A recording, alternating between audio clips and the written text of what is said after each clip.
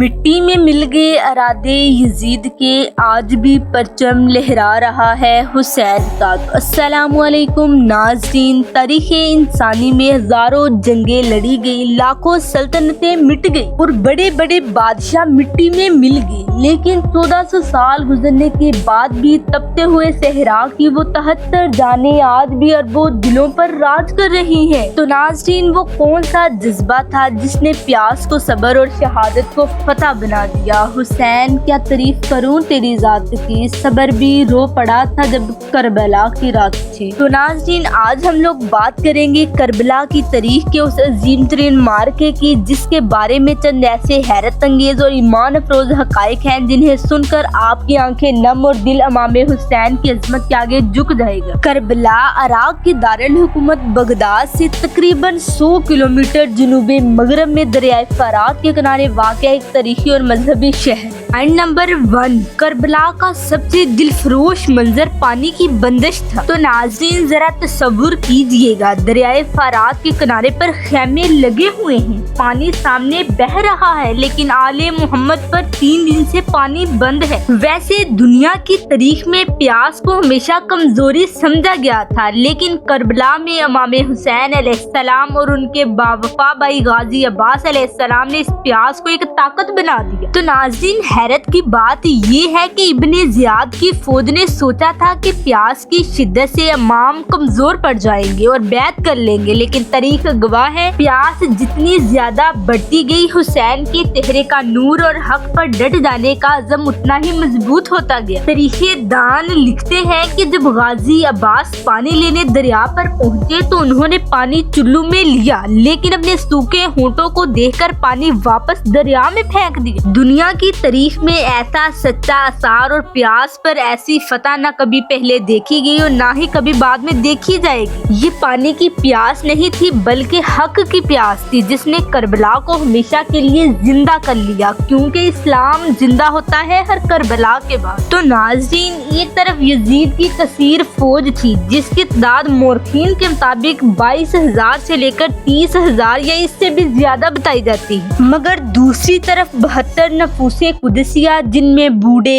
जवान और 6 माह के मासूम अली असगर भी शामिल थे। वैसे ये कोई रवायती जंग नहीं थी। दुनिया का असूल है कि जहाँ मौत यकीनी हो वहाँ लोग पीछे हट जाते हैं, लेकिन शब्बे अशूर जब इमाम हुसैन अलैहिस्सलाम ने चिराग बुझाकर अपने साथियों को जाने की इजाजत दी तो एक भी शख्स अपनी जगह से नहीं हिला। सब ने कहा कि या हुसैन, अगर हमें 70 बार भी मारकर जलाया जाए तब भी हम आपका साथ नहीं छोड़ेंगे। साइंसी और अक़ली तौर पर ये जंग चंद मिनटों में खत्म हो जानी चाहिए थी, लेकिन इन 72 सरफरोशों ने यजीदी फौज के छक्के छड़ा दिए। ये दुनिया का वो वाहिद मार्का था जहां हारने वाले हमेशा के लिए अमर हो गए और बज़ाहिर जीतने वाले तारीख के कूड़ेदान में फेंक दिए गए। पॉइंट नंबर 2, तो नाज़रीन, अगर आप लोगों को लगता है कि करबला सिर्फ सन 61 हिजरी का एक वाकया था तो ये हैरत अंगेज फैक्ट आप लोगों को जरूर जानना चाहिए। आज से 1400 साल बाद भी करबला दुनिया का सबसे बड़ा मुअजिज़ा है।